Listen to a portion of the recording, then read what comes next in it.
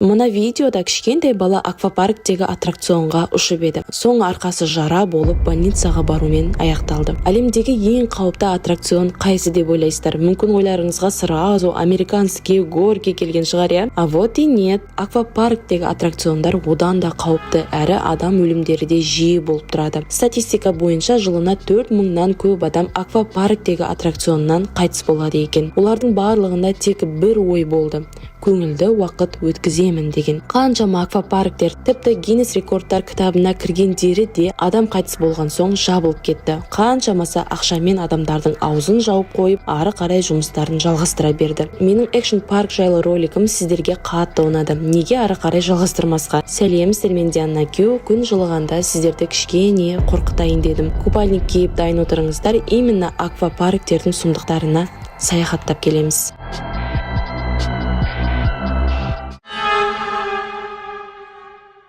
2016 жыл Канзас-Сити қаласындағы әлемдегі ең биік аквапарктегі аттракцион. Тіпті Гиннес рекордтар кітабына да енген. Бірақ Канзас-Сити қаласында кішкентай жігіт сулы аттракционнан ұшамын деп басы жұлынып кетті.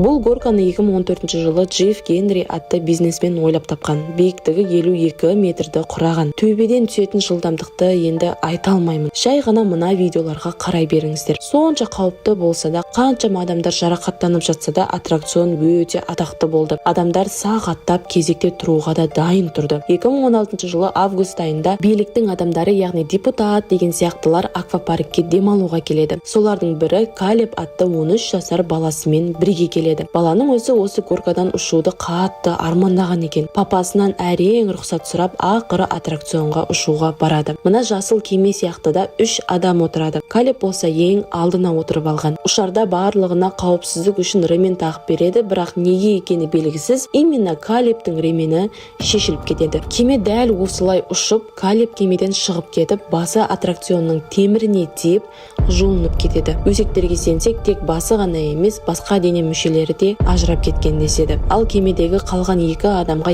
ештеңе де болмай пәске қарай түседі. Ажалың келсе ештеңе де көмектеспейді деген осы ғой. Бұл жағдайдан соң вроде бүкіл аквапаркты жапқан сияқты еді, бірақ бар жоғы 3-ақ күн өткен соң дым болмағандай қайттан ашылып жұмыс істей берді.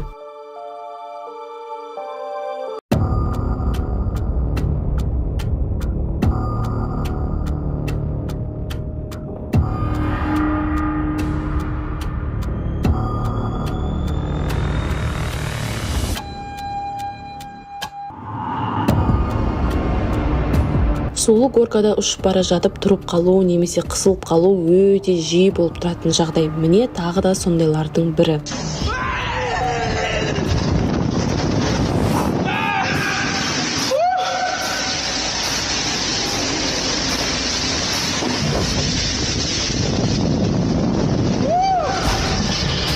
Клаустрофобиялары қалайсыздар? Ауа жетпей қалмады ма? Осы жігіттің жағдайына аквапарктың жұмысшылары не айтты деп ойлайсыздар? Сен шортымен ұштың ғой, сол үшін тұрып қалдың.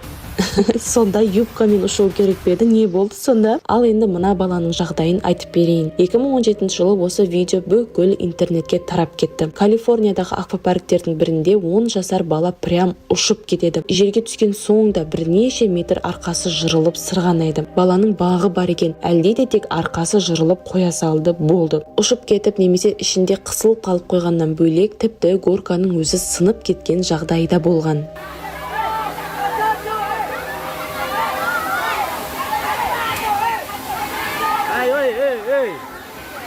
Hey!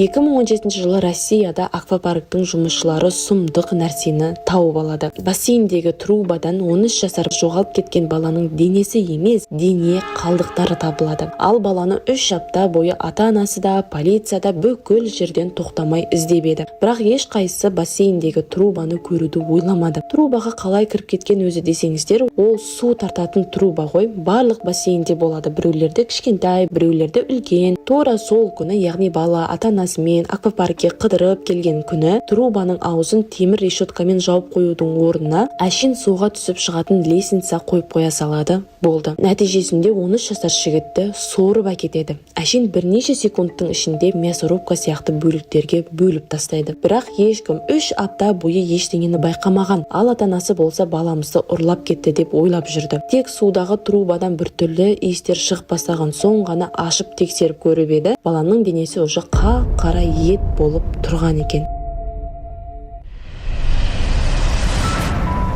Мына аквапаркте бәрі керемет болды, бірақ қауіпсіздік шараларынан басқа. Мына еркекті ұшып бара жатқан жерінен ары қарай лақтырып жібереді. Ол ар жағындағы жабайы шөптерге түсіп кетіп, қолын сындырып алады, бірақ аман қалды. Осы оқиғадан соң именно осы горканы бүтіндей бұзып, адамдарға қауіпсіз болатындай етіп қайттан салып шықты.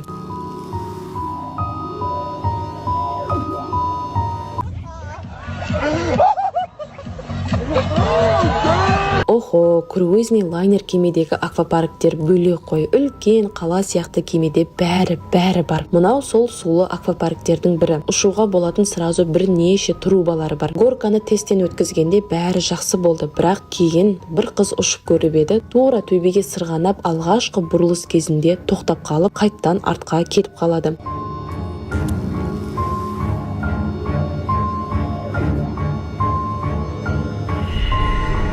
Осы видеодан басқасы жоқ, яғни кейін қызды қалай құтқарып қалды дегендей. Қиын болғаны анық, өйткені әжептәуір биіктен сырғанап түскен. Вообще осындай трубаның ішінде тұрып қалуыңды елестетудің өзі сұмдық қой. Мен тұншығып бастайтын сияқтымын. Осы оқиғадан соң аквапаркті сразу жауып тастады. Ал мына горкада труба жоқ болса да әжептәуір қауіпті болып шықты. Әшейін кішкене биіктіктен сырғанап түсесің, не жаман болып көрінеді, иә? Бұл еркектің салмағы жеңіл болды ма, әлде өзі қаты ұшып кетті ме? Суға түсіп тоқтаудың орнына ары қарай кетіп асфальтта сальто жасап үлгерді. Жігітке ештеңе болмады, сразу дым болмағандай орнынан тұрып шомылуын жалғастырып кетті. Алайда оның орнында кішкентай бала болғанда не боларын кім білсін. Ал мына видеода бір жігіттің горкадан енді түскен кезінен ауада ұшып барып сосын горкаға түскенін көрсек болады. Бұл кадр 2017 жылы телефонға түсіп қалған. Жігітке анау айтқанда ештеңе болмаса да горка адамдар үшін қауіпті деп саналып жабылып кетті.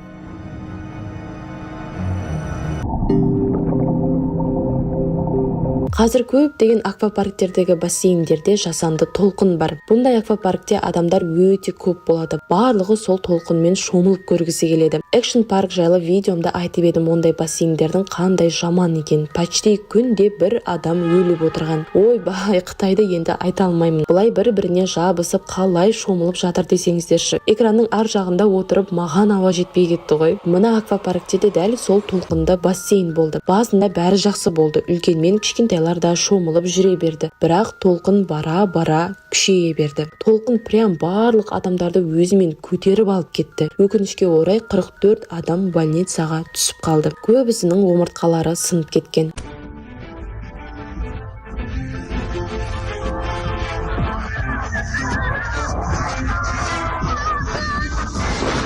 Өсектерге сенсек, осы жайттан соң аквапарк жабылып кеткен екен.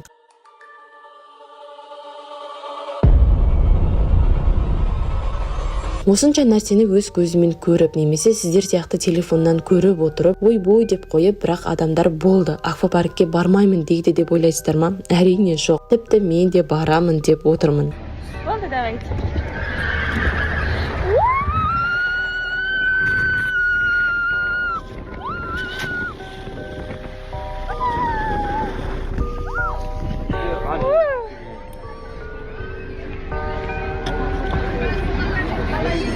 Мына ерекше горкаға келейік. Мичуган қаласында осындай темірден жасалған ерекше горка бар. Сулы горка деп айта алмаймын, бірақ соған жақын. Мына кадрге қарасаңыздар, адамдар прям ұшып бара жатыр ғой. Адамдарды типа қорғайды деп қап сияқты бірдеңе кигізіп қойған болды. Бұлай ұшып қонып жатса, ол неден қорғайды түсінбедім. Үлкендердің өзі осылай ұшып жатса да, балаларды да горкаға жібере берген ғой. Бейшаралар жерге аунап түсіп жатыр. Ұшқандардың бәрінің үстері көгеріп қайтқан соң горканы ақыры жауып тастады.